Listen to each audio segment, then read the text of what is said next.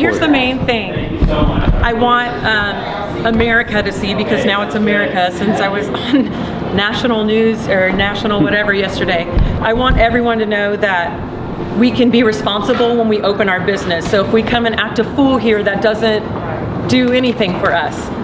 So we need to make sure that they can see organization at, like, because when salons open, people are going to line up. They call us non-essential, but I just don't. I've been needing trim. Yeah, well, you know what? A lot of people are depressed for the way they look, and I will be the first to admit, I could have gone underground and said, fix my hair, but obviously you can see roots, and you don't want to see my Corona nails right now because they are so bad. They're so bad, but I didn't want to be that person to go against the grain, I guess, until now. So Shelly, can I ask you a question Sure. here? Because we're talking about Texas, right? And if you look at the number of Corona cases in the United States, it's about 887,000 as of this morning. 51% of those cases come from 4 states: New York, New Jersey, Massachusetts, and California. Mm-hmm. This is not a Texas problem. If you look at the deaths throughout the United States, 50,000 deaths. Mm-hmm. 21,000 come from New York, another 5,000 plus come from New Jersey. Over 53% of the states come from New York and New Jersey. If you look at the number of deaths in Texas, it's about 500 and some, but if you look at the unemployed people, it's way over 1 million, the newly unemployed. Right. And so that's just the people that were able to get through and file. Honestly, it's a lot more than that. It actually is a lot more than that. And I look at the long-term repercussions of shutting down Texas because of what's happening in New York and New Jersey. When these maps have been portrayed of one person in one state has the coronavirus, the whole state gets lit up. Mm-hmm. But the reality is that there are hundreds of square miles where there's not one single case. And if you look even worldwide right now, the 1.8 million active cases that they have, 1.74 million of those are considered mild. Right. 60,000 or more severe. But let's look at the other side. There are people that have lost loved ones. Absolutely. So you have to look at all views, right, and say, we're just saying, it's just these people that have died. No, they're not just people that have died. I understand other people's point of view, right, and that's why we're being so strict and cautious. But I do understand it's the states that have more density in their population, and it does not affect, especially the rural areas in Texas.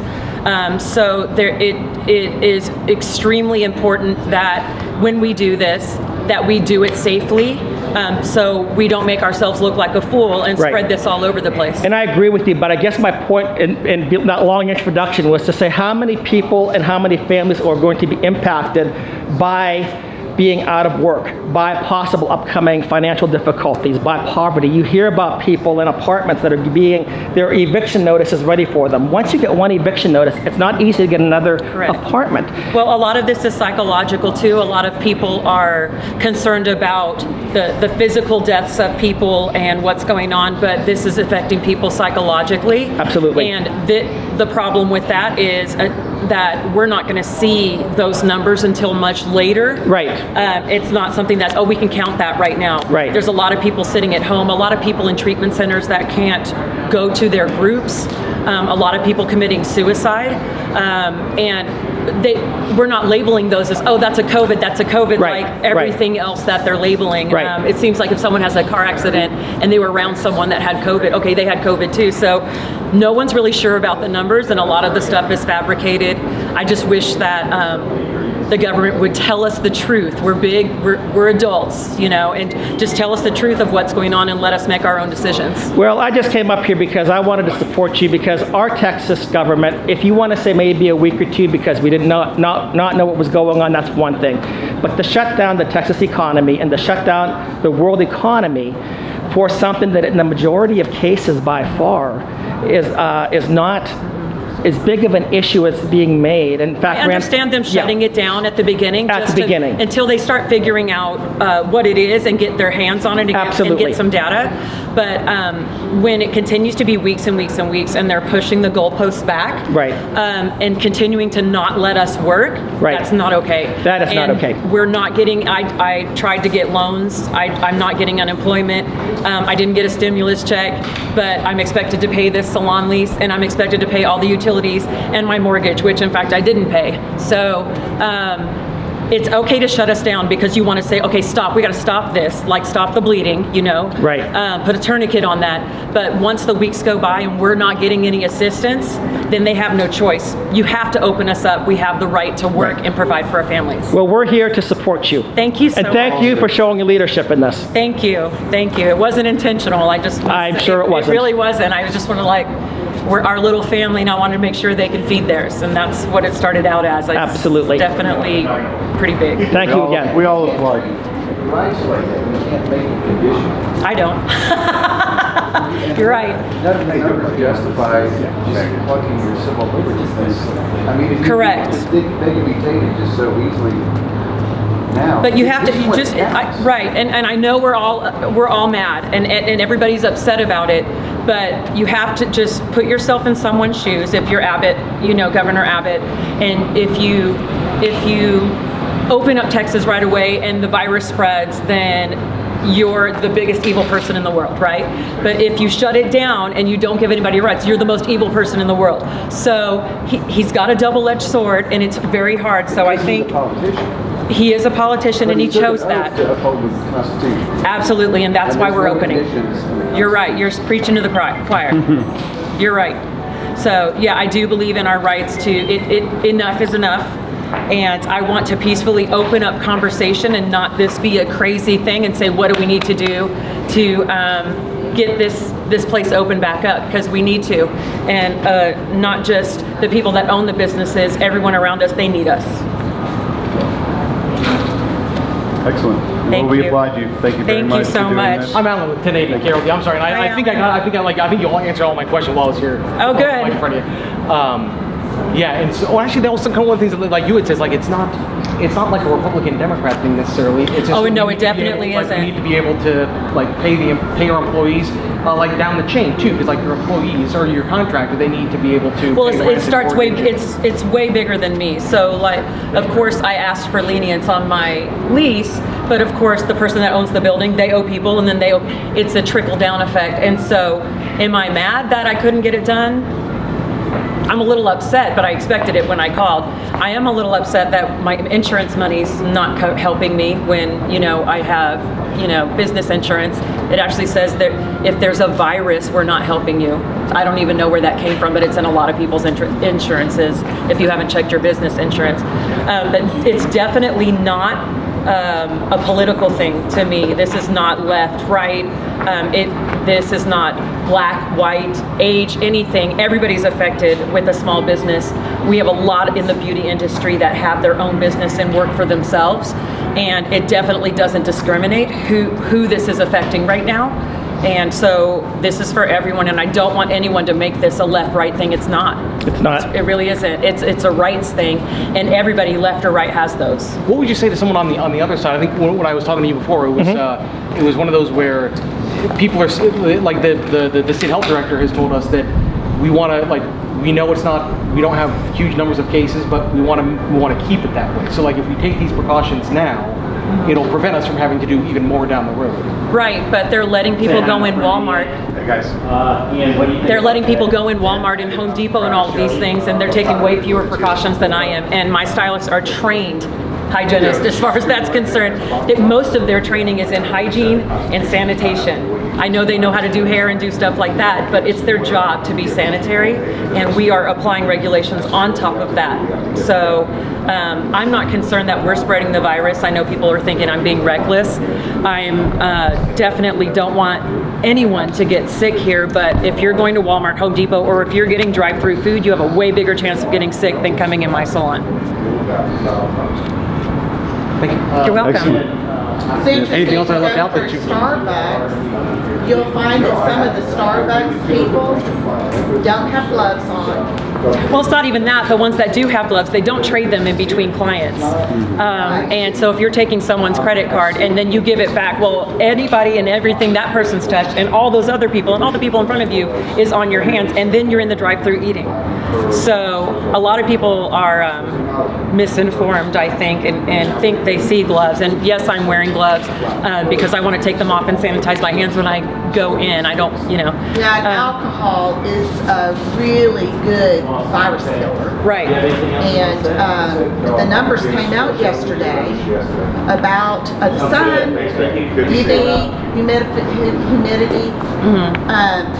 And what I find really interesting is how that we can have Amazon, huge centers fulfilling all of these orders, and yet they have managed to keep the virus under control inside of these huge buildings. I'm not sure. Yeah, I'm not. And one of the main things that I want to say is I don't want to judge anybody on what they're doing at their place because I'm not there and I don't know. And on the radio this morning they said, well, there's some bars opening up in Fort Worth. What do you think? I don't know what they're doing. I don't know what their COVID-19 regulations are. I don't know if they're going and piling in and hugging and acting crazy. I don't know. So it's not my place to tell anybody anything of what I just know. It like my little salon, we're taking care of business, and if anyone wants to come see that, then they're more than welcome. Other than that, it's not really. I wish you the best of luck, and I hope that if any of you want to open, don't buck the system as far as masks and gloves and all of those things are concerned. Just do it. If you want to just do it, it'll make everybody feel comfortable. And it just makes us look like we're being smarter about the virus and not just being mad about it. One of our reporters, she heard my thing at 9 and she's saying, I've got an infected people. Can I get this one? Our nail tech is here, so I don't know. I don't take. I'm not taking.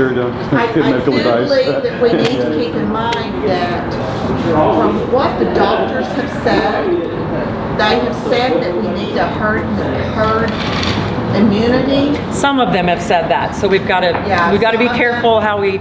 Some of them have, and some of them disagree. When we start opening our businesses, we might have an escalation. Right. Until we, get a herd immunity. Well, honestly, I took the antibiotic test. I got my blood drawn yesterday just to see because this is my boyfriend, Tim. We both think that we had the virus probably January, February. He had a cough for, I don't know, like 10 weeks or something that never went away. I had a fever off and on for like 2 weeks and couldn't get out of bed, but I didn't have any respiratory symptoms, and they say it affects people different ways. And so I just went in yesterday. It comes back in 1 or 2 days just to see if I had it. What's good and bad about that is it's going to prove that a lot of people already had it and it's going to go away, but what it's going to do is, this person had COVID, and it's going to make the numbers go crazy. Right. So everything's skewed, and the numbers are numbers to me. All I know is one single person going in there, they're protected if they go in there. The rest of the numbers are just what they are at this point. Hi, CJ. Hi. Good. Well, I think if all of us Americans will be the Americans that we are, protect ourselves, be responsible, Diligent. be very responsible for each other. Right. Do the social distancing, abide by what the doctors are telling us to do, and then also be informed. Right. It's the most important thing is to be informed by multiple sources. Well, the most important thing also is to communicate and not divide. This is not a left, it's not. This is in support of anyone that feels it's essential to have your rights and open up your business or your rights for anything. And it's not, I don't want this to be us against them. The only segregation we have right now, which is not right, is essential versus non-essential. And I take offense to someone saying that what they do is non-essential because it's essential to them. Right. Shelley, what's your plan for today? Do you have a certain plan? There is no plan, CJ. No, I'm just kidding. The plan is to open up and take clients one at a time, social distance and take precautions. And as the city or TDLR or anyone else wants to come chat, we're going to just have an open, hopefully calm communication. But I'm not shutting down the salon. Shelly, you said something I thought was very interesting and absolutely correct. It's not a left versus right issue. And when I look at public policy, I look at the way it impacts families. We need to be looking at public policy through the lens of the family. And what's happening right now is it's not just an individual who's losing his or her job. That individual may be responsible for 4 or 5 people. And as you mentioned, as you go up and down the chain, Well, honestly, I feel responsible for 19 stylists and all of their families. Absolutely. We have another business. We're actually musicians as well, Yeah. and we pay a lot of people under that, and they're all out of work. And I do professional makeup. I have 3 different incomes that are shut down right now because of the virus, and so it isn't just affecting the business owners. You're right. It's affecting the people that work there, the people that clean the office, the electricity companies. I mean, this is affecting everybody, and it's going to be a much bigger impact than what the numbers are showing now. These are going to come out later and be like, ooh, we probably should have opened a little sooner. This is not good. Again, thank you. For You're what welcome. Thank you. Can I go open my business? There are a lot of people that want to buy gift cards from you. How do they do that? Have anything online? You know, let me just say something. This was like a really tiny little business and something that is just our little family. We came in this little corner and we just kind of like, we're not this big, huge, booming business with people coming in and out. It's not. So this is the most people I've ever seen on this patio, and I'm just going to be honest with you right now. And we're very excited and thankful for that, but it's a little overwhelming for our little people that we are. I would like to say that if you go online, we will make stuff available, but today, can we just like open and do some haircuts? Sounds great. Okay, thank you so much. I'll come back out again if you guys have some questions. And if anybody from the city or anything, just let them come, please. I will come out, and I told them that I told TDLR to please not let anyone in for sanitation purposes, so I am going to talk to them out here for your viewing pleasure. Excellent. Shelly, are you guys open as of right now? What time is it?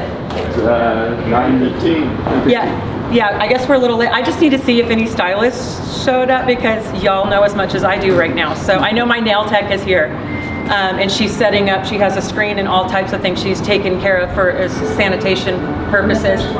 Okay, perfect. Okay, perfect. And she's awesome, and her name's Rhonda, and she came here basically to support me today, and it's a little bit hard for me not to get emotional about it. So I'm gonna go in and see if she's okay. Shelly, is there a stylist here too? I'm ready. Look, my back is looking at it, so. Okay, Maria's. Okay, Maria. Okay, so we do have a stylist here, and I also invited other licensed stylists. If they were brave enough to come out, they are welcome. So, yeah, hey, you know, it's not just us. It's not just us. And so we're doing haircuts only today.